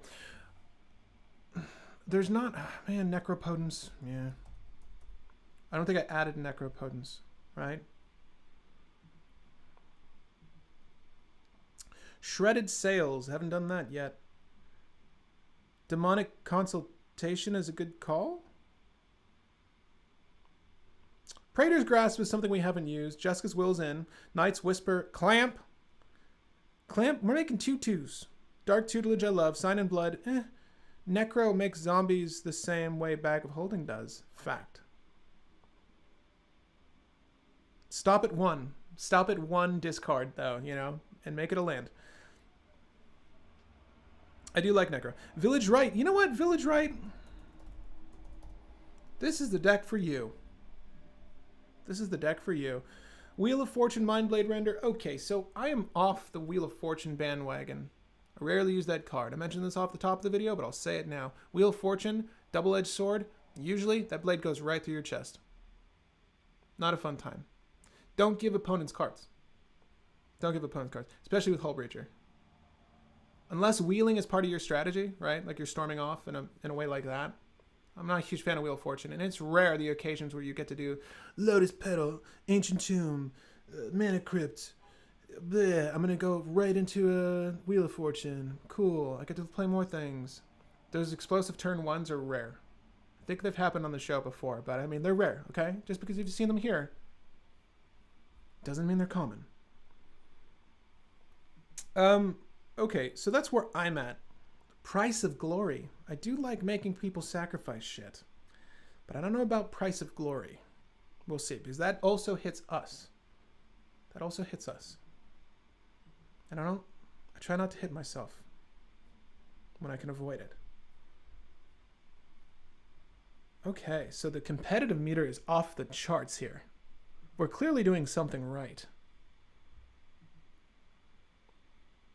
So what we're going to do is just look at the list, where it stands, what we have in it now, and then we're going to try to play this deck. It doesn't really look like a whole deck to me just yet, but it's getting there.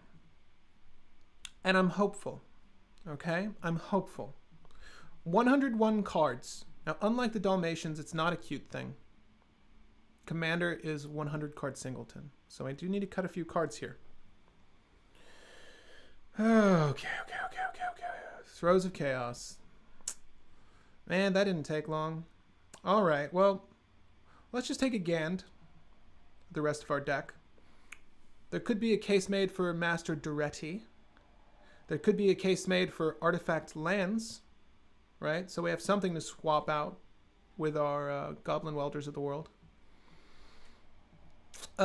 Sorcery-wise, I think this is good.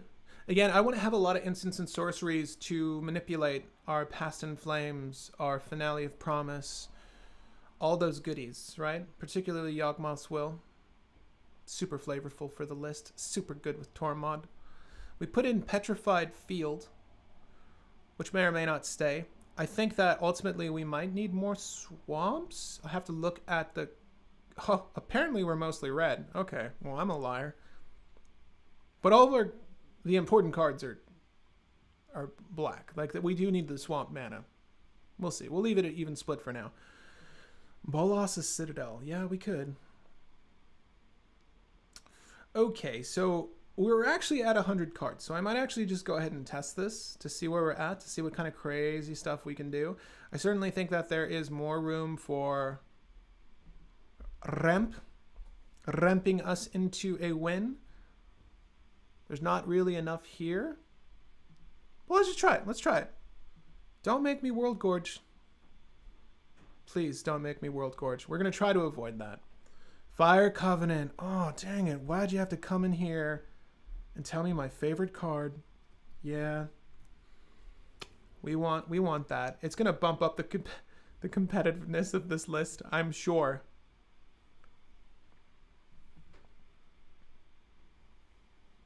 You can miss it. I did. I did miss Fire Covenant. Okay, so Fire Cov. And actually, you know what? All of you missed it.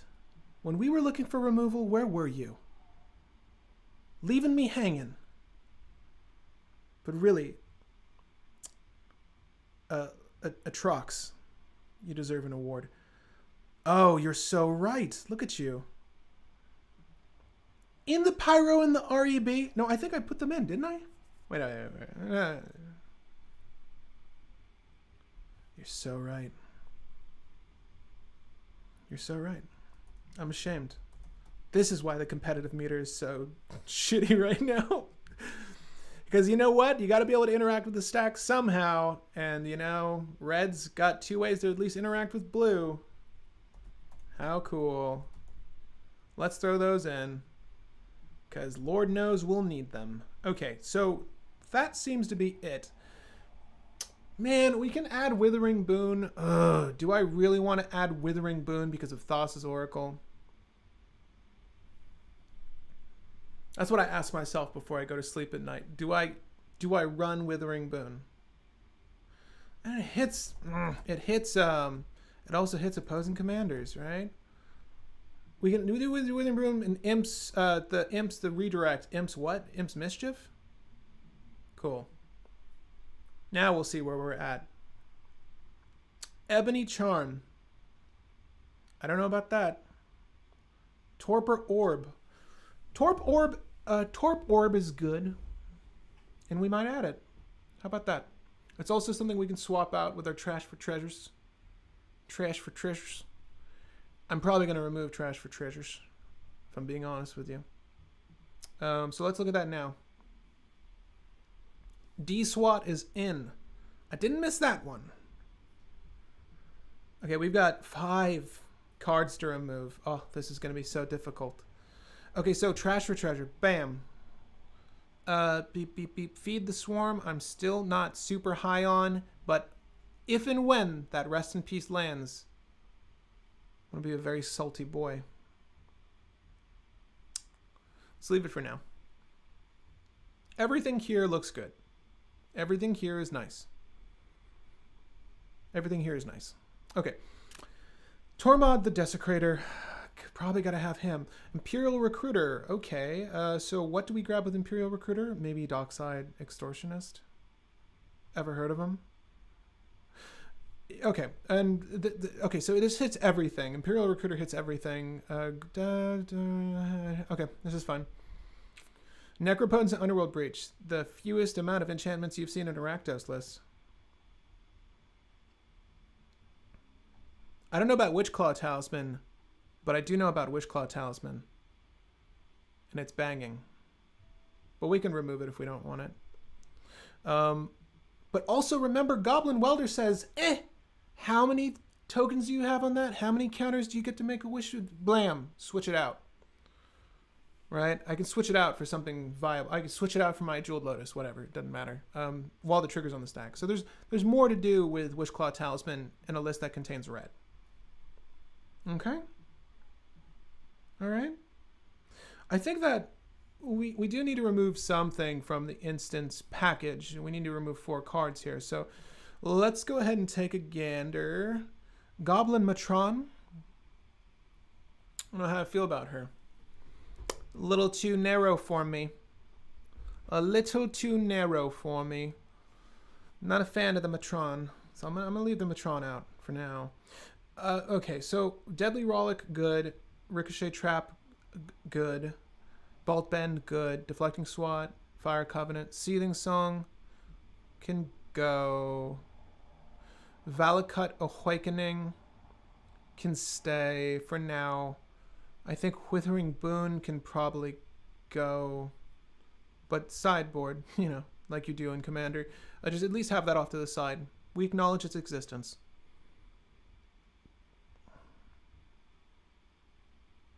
Goblin Welder's good. Yeah, Goblin Welder's really good. And bear in mind that you can do this with your opponent's artifacts as well. So, you know, surprise them when they have that winning artifact on the field and you swap it for their Lotus Petal. Make them feel like an idiot. That's what Commander's all about, really.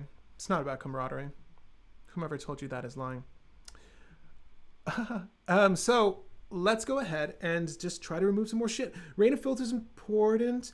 Village Rites is also important. Man, I don't want to get rid of Tamir Battle Rage just yet.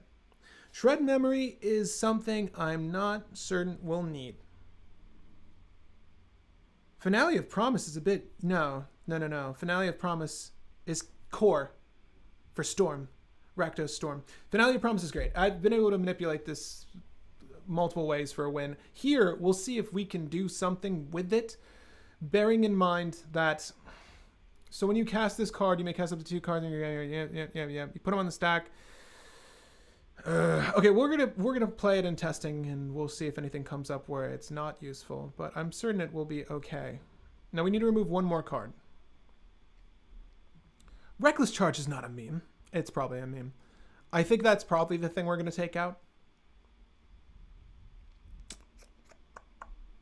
Yeah. Yeah. But our Dreadhorde Arcanist hits it. Damn. Okay, that's where we're at. Okay, I get it. Reckless Charge is just okay. I get it. But I still want it. That doesn't change the fact I still want it.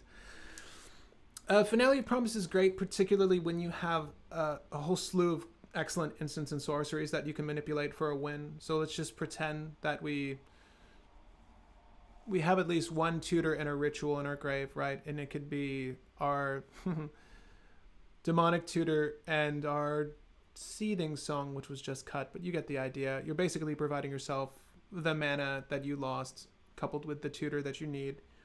Kind of break even, but there's more there for that card.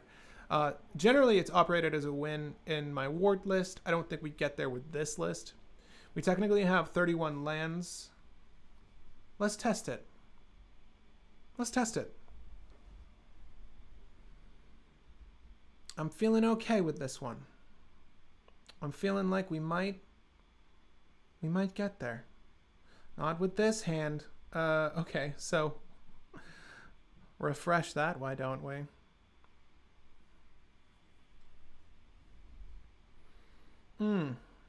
This is okay.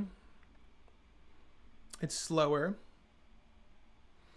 If we're going to operate on the assumption that our... Let's operate under the assumption that our dockside is generating on turn 1. Dockside can generate anywhere between 0 to 2 mana. On turn 2, dockside can generate anywhere between 3 to 4 mana. Turn 3, we'll just keep adding 2, and it can fluctuate, right? We're going to have to make certain assumptions while we're doing this, but if you're looking at this hand like I am, I'm thinking of a card called Cloudstone Curio. So let's just try this. Okay, Entomb, I see you. Bearing in mind our land base sucks. So, we Arcane Signet. We're not going anywhere anytime soon.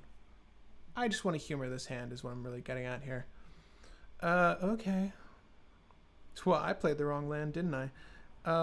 Let's go ahead and play this lovely little mountain. Play this. Okay. Next turn.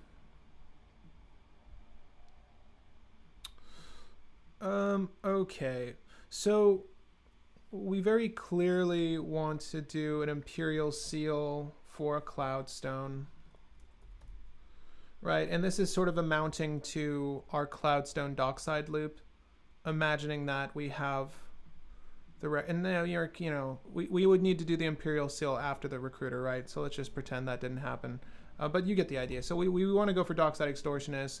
Everyone knows we have Dockside Extortionist. But then we Imperial Seal, and then everyone knows we have Cloudstone Curio. But you know what? Whatever.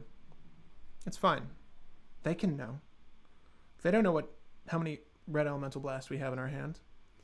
Okay, so next turn. So this is technically turn 4.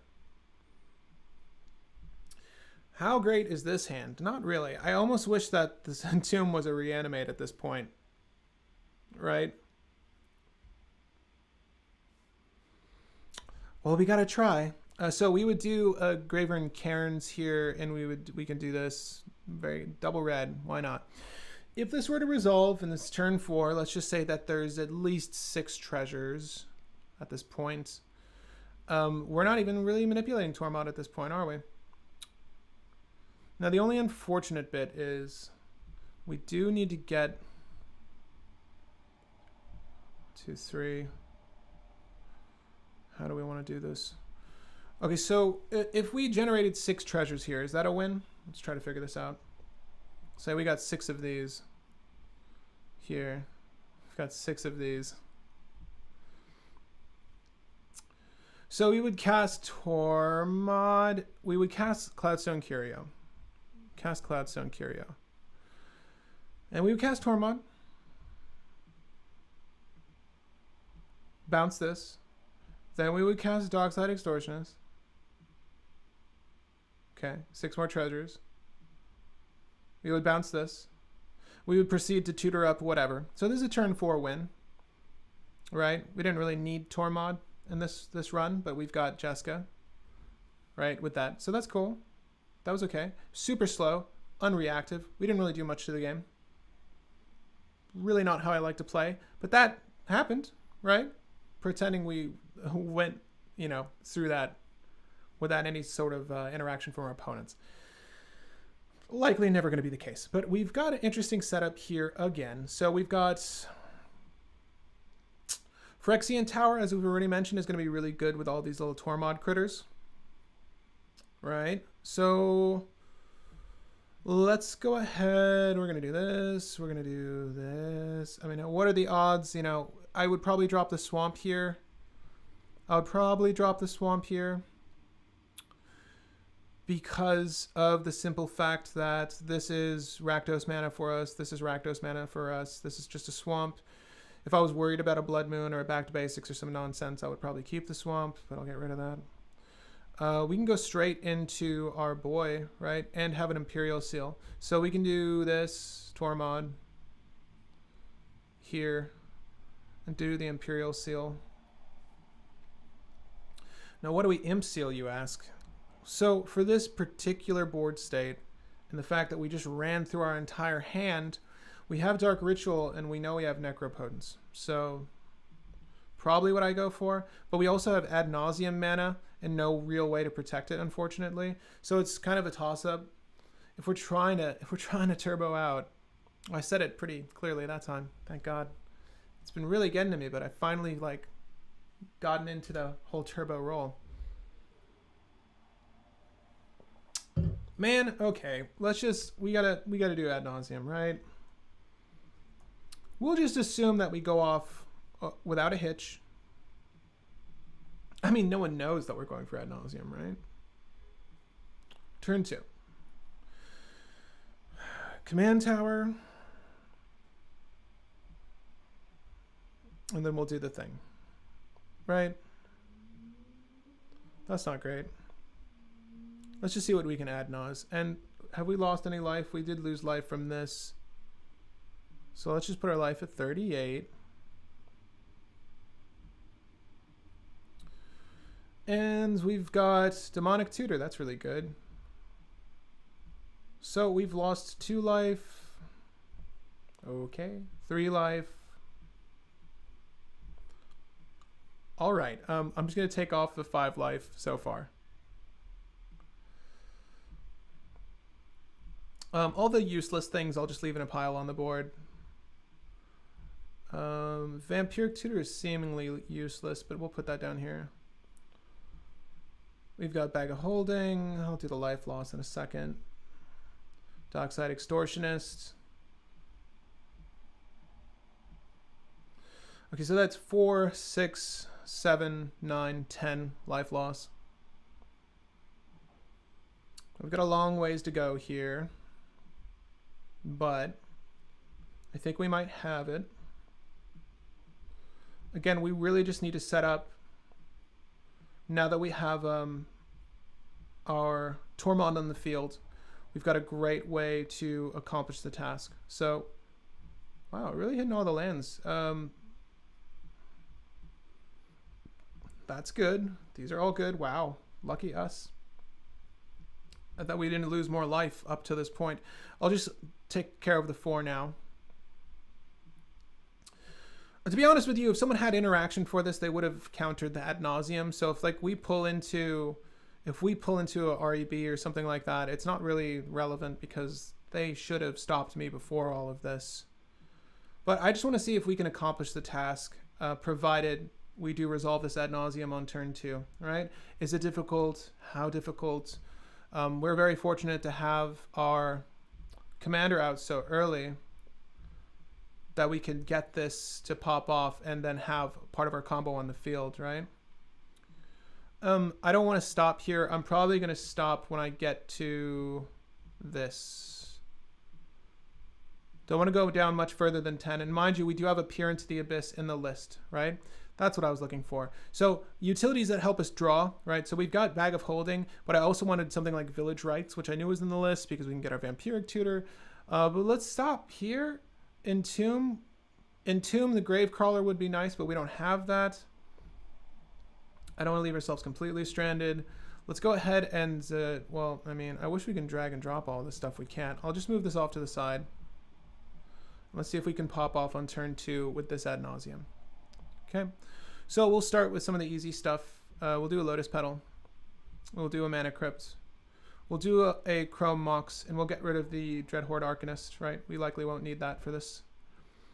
Right now we're producing... Well, ooh, that's actually a good question. Despite the need for the creature, the Chrome Mox imprint value is kind of important. Kind of wish we had Fire Covenant here to give ourselves Rakdos. But I think ultimately we're going to need black. We also want the red for the Dockside. And like I was saying earlier, imagining that we're getting at least 3 to 4 treasures on turn 2 for the Dockside. So let's do Dreadhorde Arcanist, and then I think Dockside might be the next course of action. And of course, you can navigate this a couple of ways. What I'm doing isn't necessarily the best route. It likely isn't the best route, but I do want to get a little bit more in my grave before I cast Cabal Ritual. Like, that's a given. And obviously, Reign of Filth is going to be very good in this instance as well. It just lets us sacrifice any land to produce black mana. Right? Okay, so we're still shy of doing the thing we need to do, but I know that if we're producing 3 to 4 mana with Dockside, we could technically go for Cloudstone Curio and cast a 1 CMC creature. So we could pull ourselves into a 1 CMC creature if it's 4 mana production and produce infinite mana with Cloudstone Curio like we did earlier. Or we can go for one of the loops that encourages us to use Tormod's ability. So I'm going to lean towards that. Let's just pretend that the best course of action is to go that way. Let's just do this now. We've got treasures. Let's say we've got 4 treasures, okay? We've got 4 treasures and a generic floating. I don't know where that token came. Okay, there you go. And we'll use this. This is our treasure. This is our generic. And now we can do a simple thing with the... Let's do the DT first. Let's do the DT first. And this is going to grab us our... Gravecrawler? I mean, we just need Gravecrawler and Phyrexian Altar, right? So let's just do this. And to do the DT, we'll just use this mana here. We'll use 1 black and then the generic we had floating, right? And we cast this. At this point, it's not a bad time to go ahead and just cast our Cabal Ritual. So we'll do that. I need to get rid of 1 more. I'll cast Cabal Ritual and I'll generate 5 black mana. This can be our black mana now. Whatever. I'll cast Phyrexian Altar now. All right. We certainly have this. And again, you can go about this a couple different ways. You don't need to do it like I'm doing it. But we'll use Vampiric Tutor. We'll use Vampiric Tutor to get Gravecrawler. Put Gravecrawler on top of our deck. Now, what's cute is if we used Bag of Holding for this, we can draw it and discard it, but it would get exiled, right? So we don't want that anymore. We need Gravecrawler in our grave. So one of 2 things could have happened. We could have Vamp Tutored for our Entomb, right? Which puts Gravecrawler right where we want it, or we could go for our Gravecrawler simply. I think that's sort of the best course of action. And also, mind you, let me see here. Do we have a way to remove stuff from our graveyard? No, because we'd start generating zombies at this point too with Tormod, and I don't think we've done anything to trigger that at this moment. I'm sorry if you're chatting with me in the comments. I'm not really looking at this moment. Okay, so Gravecrawler on top. That just seems like the simplest way to do this. And we'll use this remaining black. We still have 1 treasure and 1 Lotus Petal. We'll use this black to cast a Village Rites, and we'll use that to kill our Dockside Extortionist. Fine. Right? We'll draw 2 cards to include that Polluted Delta. We'll use this in the treasure to cast Gravecrawler. We'll sacrifice the Gravecrawler. Black mana. We'll cast Gravecrawler, make a zombie token, and the combo starts, right? Now, obviously, you would definitely want to consider doing the Reign of Filth first and give yourself as much black mana as possible, because what if their interaction could stop you here, right? So giving ourselves the mana to cast Im's Mischief would have been important.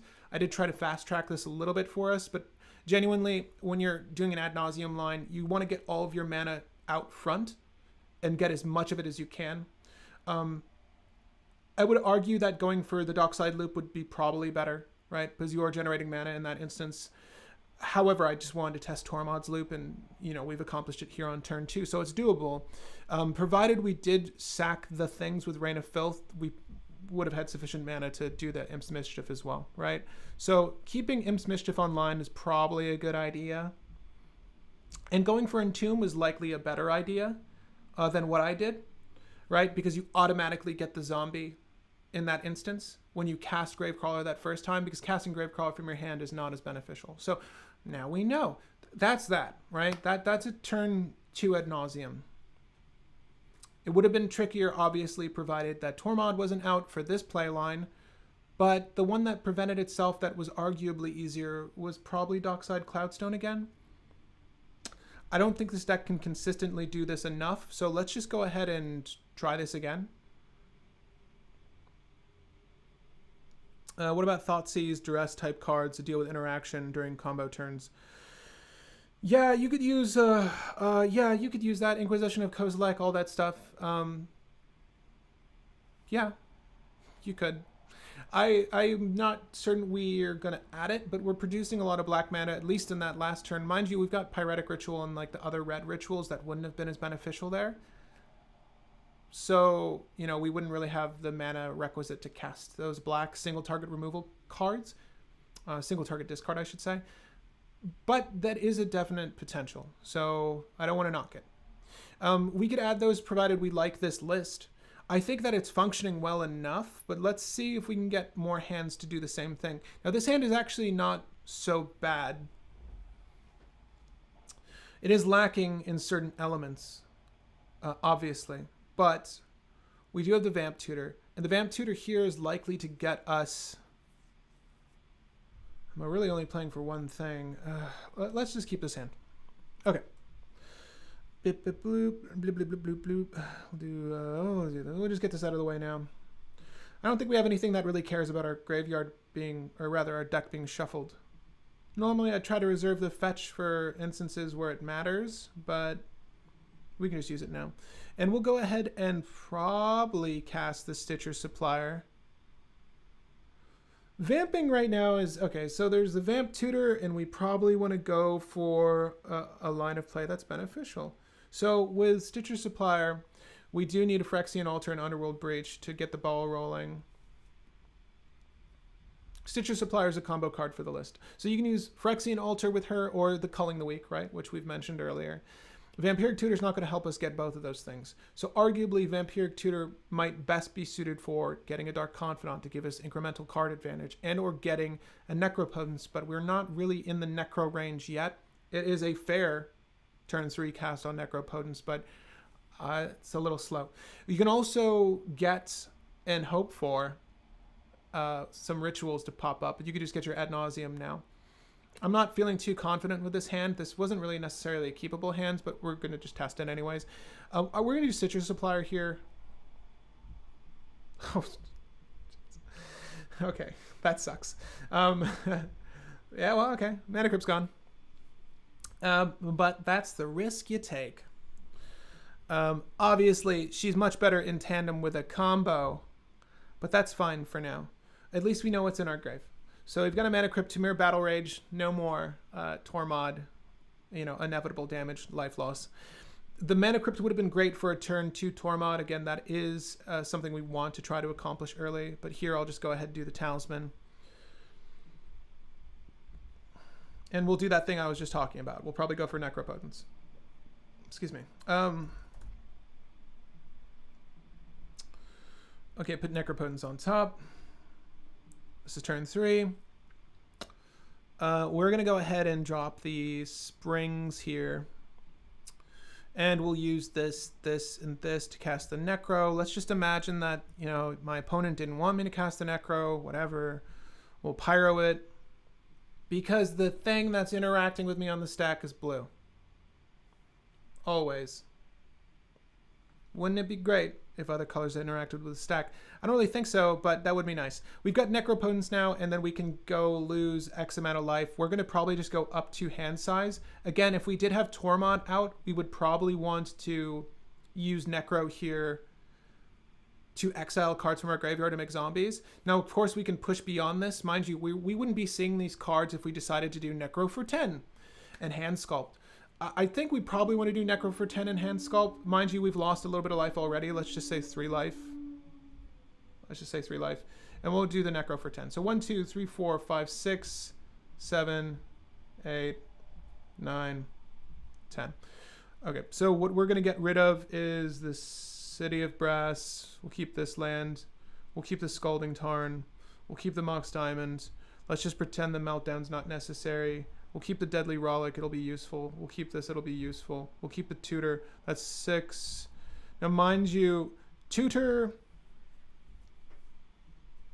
If we were to tutor for our Underworld Breach, we have Grinding Station and a Mana Crypt in our graveyard from Stitcher's Supplier.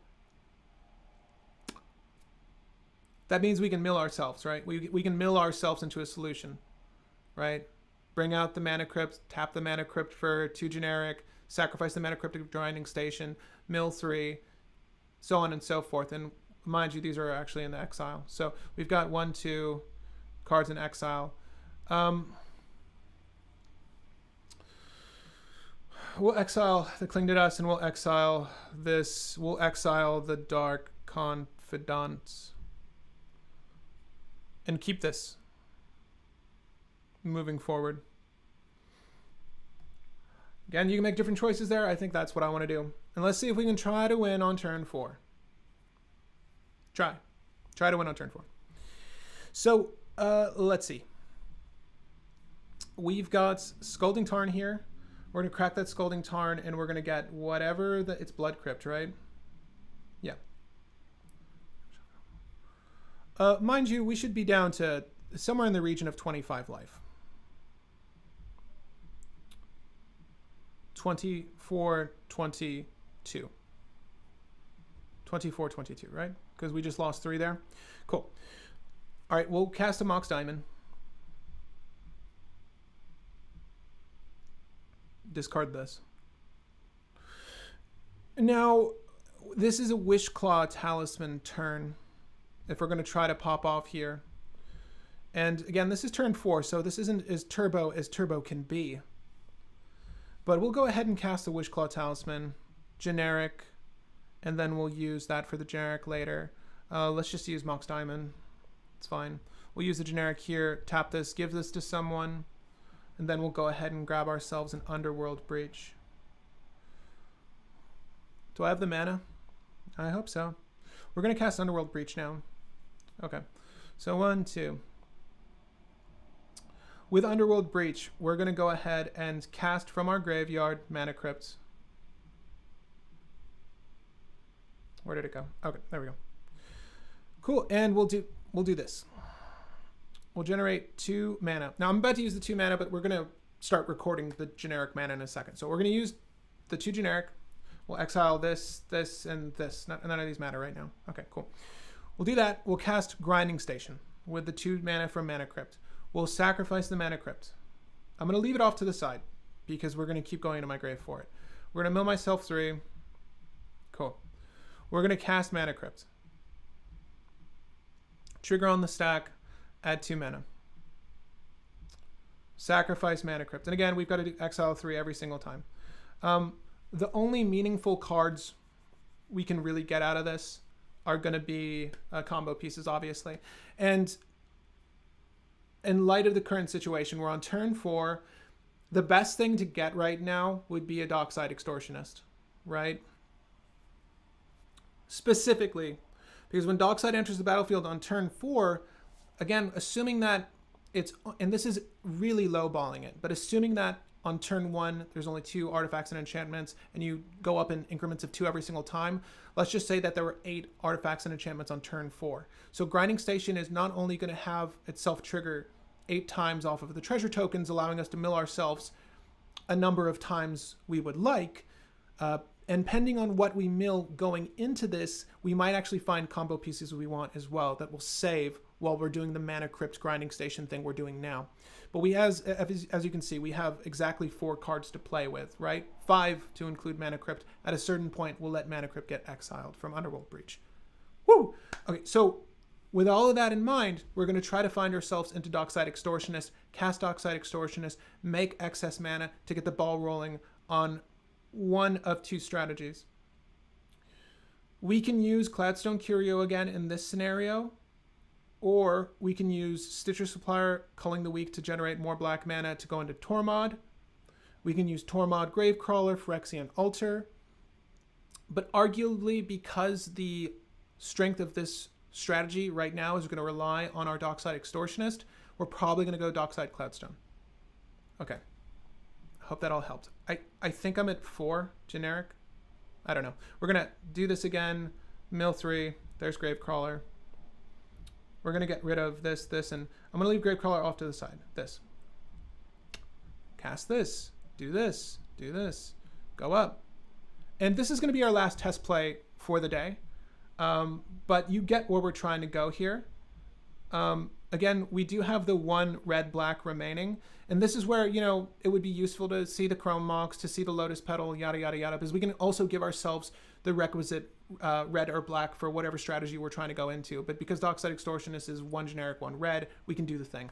I think with that, though, because this is a win, technically, I want to illustrate it, but it's probably going to be a little too time-consuming. And we're at that mark anyways. But guys, any closing thoughts from you all? This clearly is a strategy that works, right? And we were able to successfully do this before turn 4 all 3 times. So despite what the competitive meter says, it's doable. I do think that the interaction suite here needs to be tweaked, right? I do think that this list can be quicker. I don't think that means adding scheming symmetry or any other tutors like that. But there's definitely a strategy here that works. And it's a pretty solid list so far. But basically, once we do the Dockside thing in that last game, we would just cast Jeska a million times. So the things that would really hurt us in this instance are things like Root Maze, right? That makes it so that artifacts enter the battlefield tapped. A thing like Manglehorn would stop us. So that's a creature, that's an enchantment. A thing like Orb of Dreams would stop us from the Dockside loop, because Orb of Dreams means that permanents enter the battlefield tapped, to include our treasures, right? So the strategy is doable, but it does have a lot of counterplay.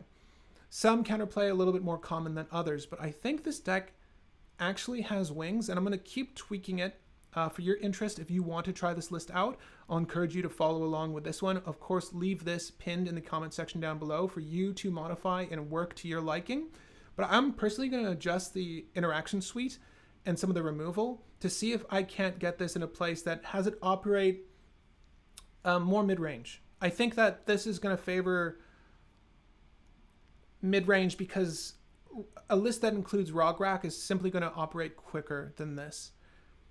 So maybe we'll add the Torpor Orbs of the World, some of the cards that you were suggesting previously, to make this more of a mid-range list as opposed to what we're doing now. But ending the game within turn 4, turn 2, and turn 4, I think is what we illustrated just earlier, is pretty decent.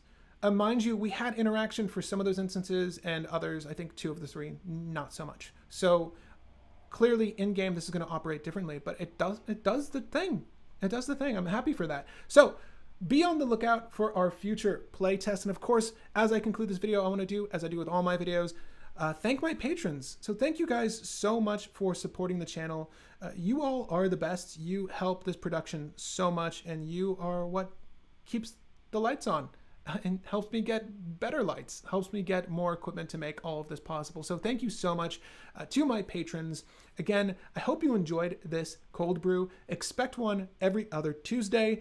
Of course, I'll be leaving these up on the channel so you can go over this in perpetuity. You'll always be able to check out this list and modify it as you like. This is one I'm definitely interested in and will certainly be modifying myself. So hold tight for an updated version of Jeska Tormod. I think this is a really cool route to go for the Jeska strategy, and you get to utilize combos and play lines that aren't so commonly seen.